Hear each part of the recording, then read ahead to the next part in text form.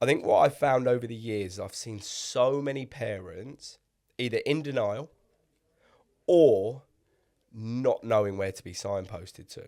So the struggles of having a young person with neurodiversity, I think it's much more common these days. And I think it's really hard for parents who sometimes are struggling with their own mental health to navigate the process of EHCPs, of CAMS referrals, of going to the school and getting the support. You know, incredible schools around, but I think it's difficult, and the numbers are rising, you know. So what I want to do today is I want to give parents a little bit of an insight into some different companies that you can go to if you are struggling and you need some help. A lot of it is down to education, which I'm hopefully going to give you a few tools now. Yeah, do. Or helplines that if you are struggling and you're not sure what to do, you can go to, and these guys give you free tools. They help you navigate what you're going through. So the first one is the Young Minds Parent Helpline. If you think there is something wrong but you don't know what, they can really help. They help with school refusals, self-harm, crisis situations, and they give free confidential advice to any parent. Harry will put the link below in terms of how to get hold of them. There we go. We're in a new world now with this screen, aren't we? This screen's brilliant. So these guys, really, really good. I did a lot of research this week into it, and these are one of the...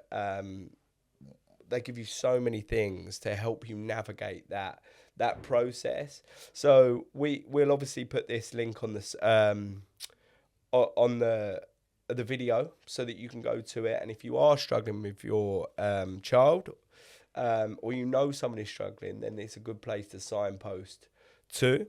Love it. The second one, I think, autism is a big struggle for parents, because I think understanding autism is so necessary. It's also a lot harder to spot. I think at times autism can be quite subtle. Yeah. Whereas, you know, ADHD, as you know, can be or quite... not. I think or because not, of yeah. the range. levels, the range, Yeah. it's like, I think we've all got a little bit of it somewhere in us. But the next one is the National Autistic Society. So what these guys do is they give you lots of information on autism, lots of signposting on who can help in your area, what you're doing. They give you autism diagnosis routes. They have active hubs that you can go to, downloadable guides. And I think one of the most important things that I found about these guys is they understand autism. Mm-hmm.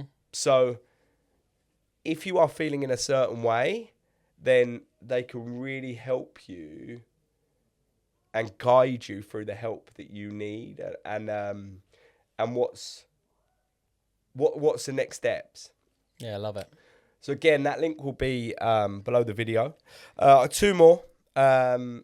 Obviously, the next one, the ADHD Foundation.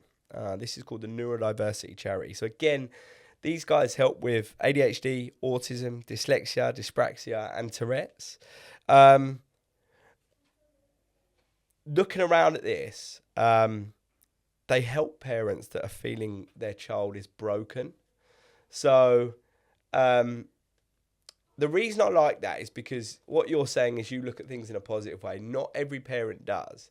But there is help out there, and that's what I've seen this week, looking through everything. There's loads of help out there for young people, for parents to understand everything more.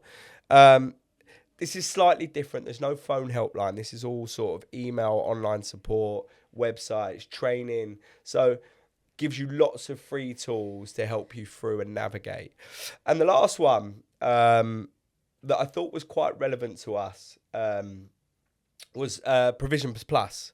Oh, yeah. So Provisions Plus has a 24-hour helpline. And I think one of the, you know, we're in this space, and I think one of the hardest things to navigate because of the understanding is alternative provision. Mm-hmm. You're coming out of a mainstream school into an alternative provision. And Provisions Plus, Jade has set up this incredible 24-hour helpline for anyone navigating alternative provision. So we have so many young people and parents that we have to try and convince to come to alternative provision because we'll make a real difference.